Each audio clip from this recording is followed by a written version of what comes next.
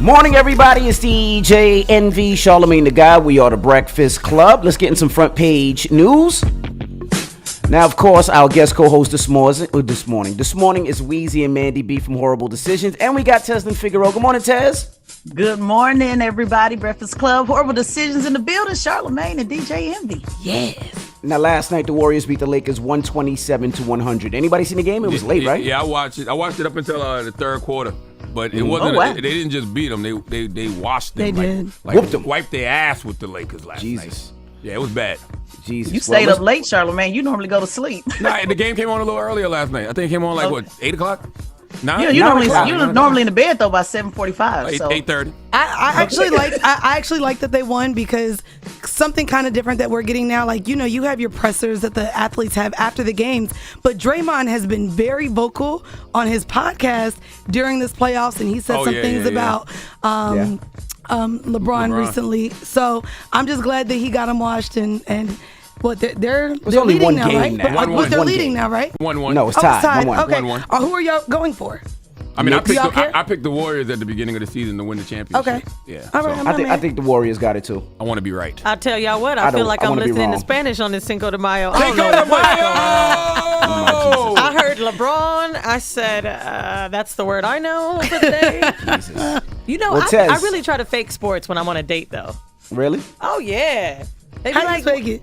Who's your favorite team? I'd be like, I just love Brooklyn. Oh, my God. No, Tez, give us the front page news, Tez. Let's talk about the four Proud Boys found guilty.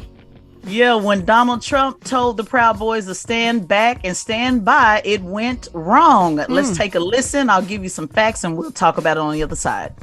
4 members of the far-right Proud Boys convicted of seditious conspiracy. USA! USA! A jury finding Enrique Tarrio, the former leader of the Proud Boys, Ethan Nordine, Joseph Biggs, and Zachary Real, guilty of seditious conspiracy and other charges, in a verdict affirming the prosecutor's central allegation that they conspired to stop the peaceful transfer of power on January 6th by attacking the Capitol. Yep. So again, like you just heard, the guilty verdict marks the third time that prosecutors have secured convictions for seditious conspiracy in the Justice Department's historic prosecution of those who breached the Capitol on January 6th. Now, each of those defendants that you just heard were convicted of at least one charge that carries a 20-year maximum prison sentence. The sentencing date for the 5 defendants have not been scheduled. And as an FYI, guys, by January 6, 2023, which is the second anniversary of the attack, at least 978 people have been charged with federal crimes. Are these folks getting real time, though? Are they just, up to 20 years? Getting light sentences? I mean, up to 20 years, but what would they actually get? Yeah, what are they getting sentenced? The jury, the jury's not still out, but we will see. We'll see what it looks like, and at least they're getting something done, moving the needle, on that. And we've always talked about, Charlamagne, that's been a big thing for you. Like, somebody gonna get charged, somebody gonna get charged. So folks are getting charged, but so we'll see what their time is looking like. Tez, did you say that the Proud Boys leader's name was Enrique? Yes. Happy Cinco de Mayo! Happy Cinco de Mayo! Oh my God! Not expect that. My goodness. All right. That was a big shocker for me. I'm gonna be real. Can I ask you, has anybody been sentenced at all? I mean, we're still waiting on sentencing for Tory Lanez, but has literally anyone been sentenced for this act? And what was the sentence, if you know it? Yeah, it's been over 978 people charged. So charged, but there have been some sentencing on those charges. I don't have that right in front of me to be able to say who was sentenced last. Right. But there has been the guy with the Vikings hat. No, the last person I remember was a woman from Iowa, 4 days ago, and I think she got sentenced to 5 months in prison. That's right. Yeah, that was like 4 days ago. Oh yeah, that's what I want to know. I ran through the Black Lives Matter parade or something. Wow. Right. Well, let's jump to Andrew Gillum. What's going on with Andrew Gillum? I know we got to run right fast. Yeah, so while the Proud Boys were found guilty, Andrew Gillum was found not guilty of lying to the FBI. Now, just to refresh everybody's memory quickly, this case in 2022, prosecutors alleged that the former Democrat nominee for governor of Florida and ex-mayor of Tallahassee, Andrew Gillum, took thousands of dollars in which was supposed to be used for political donations and was funneled to his own bank accounts.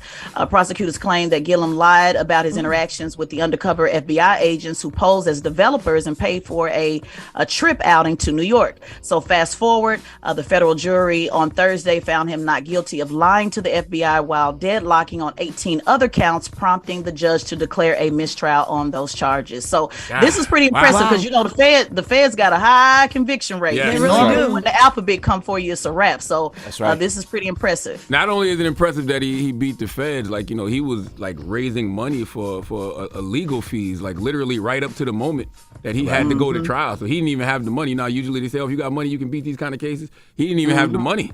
So clearly the jury found clearly the jury thought he was really truly not guilty. I mean, not only that, he's a black man going against the feds. Absolutely. Right. So let's mark this. Let's mark this down in history. White men were In Florida. convicted yesterday, and a black man got off. So Hello. Happy Cinco de Mayo!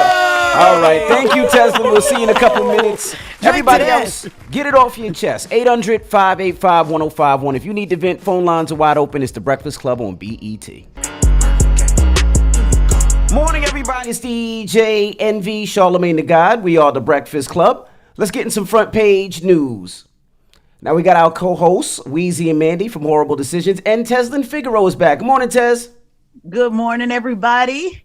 Ooh, y'all missed some women energy. We in the house. Yes, they should see behind the scenes. This conversation is lit. A little too crazy.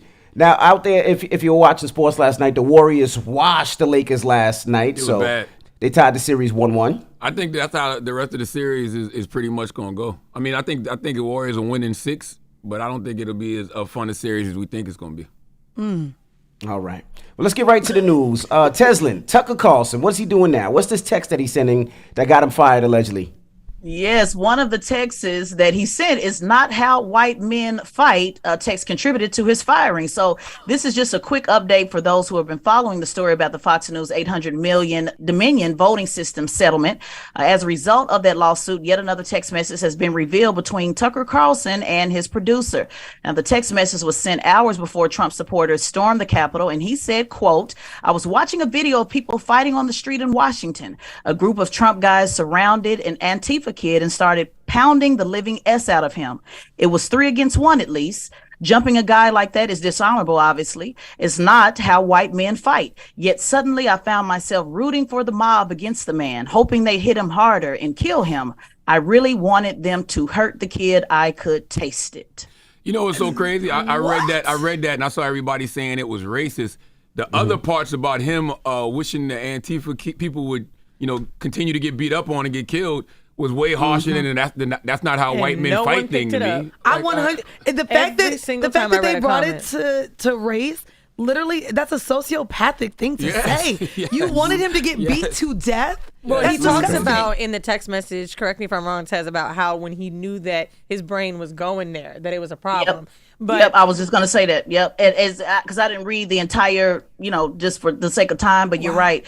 As the text message continued, he was basically I'll paraphrase saying, like, what's happening to me? What am I turning into?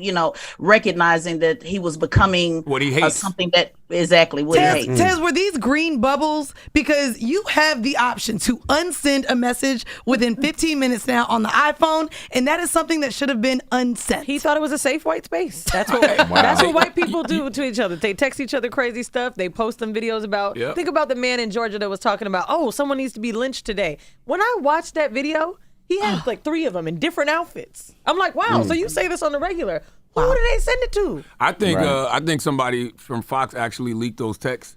Just to let Tucker know, don't get too sporty with your mouth now. Don't start talking too crazy about us, because there's others where that came from, and there's things that are much, much worse. Right. Well, you remember his producer. One of his producers is actually suing. I don't think somebody leaked it. It probably was her. You're probably absolutely right in that, because obviously she had all the receipts. So the moral to the story is I won't be texting Eddie. That's the moral to the story. Now it is Friday. It's Cinco de Mayo, and it's Freaky, Freaky, Freaky Friday, and good sex is in front page news. Talk to us. Yes, it is. In honor of Freaky Friday and our guest host expert, Horrible Decisions, it only made sense to talk about sex. So I wanted to give you a little bit of information. An article in Essence Magazine, Dr. Candace Hargens said that good sex is an act of resistance against anti-blackness. She said this is yes, that's right. Fight the power, literally. Y'all bring racism to every damn thing. That's right. I gotta weigh it. That's gotta be woke. I love some woke coochie. That's right. If you wanna be woke for real, then have good sex. She said because the health benefits of good sex, better mood, good sleep, reduced stress, are powerful antidotes to the exhausting consequences of living in an anti-black world. So for those of you who are struggling with struggle sex and may be confused, saying, Tez, what is good sex? Well, I've taken the time to do the research, and I found that 448 Black people were surveyed to define what it is, and they said that it is sexy, erotic, sensual, provocative, raunchy, steamy, kinky, among other words. So this is yet another powerful tool, pun intended, to fight the power. So let's go to our expert correspondents in the building, Horrible Decisions. I actually wanted to add a word to that. I think one of the words that I use to describe the best sex that I have is safe. And not in terms of using a condom, but in terms of just being with somebody that I trust and that I know isn't going to leak our text messages or nudes or anything that we do in the bedroom to anyone else. So just knowing that you can have sex safely with somebody that you trust also amps up your mood. My mom knows. Let's get there. My mom knows when I haven't had peen in a while, and that's not really good. She knows if I'm too cranky. She's like, you ain't had sex in a minute, huh? So that's a real thing. When you say to somebody, man, you need to go get. Yes. You know what I mean? It's a real thing. Listen, I know when Mandy comes in a good mood, does the podcast. I start singing like, did she give me a hug? What the fuck? Now, I'll tell you this. Back to the point of it being, helping you fight the power. Was that it? Yes, that's exactly it. I got to be honest. If coming into your job every day means you got to fight the power by whether it be your white coworkers or being the only one in the spot, hell yeah, sex helps. I didn't know where this was well, going. All I heard is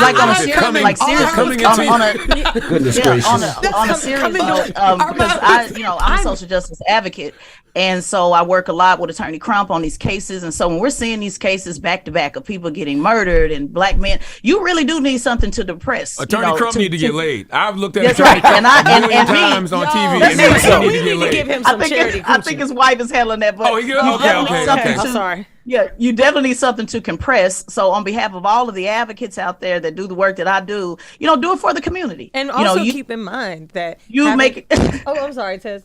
Go ahead.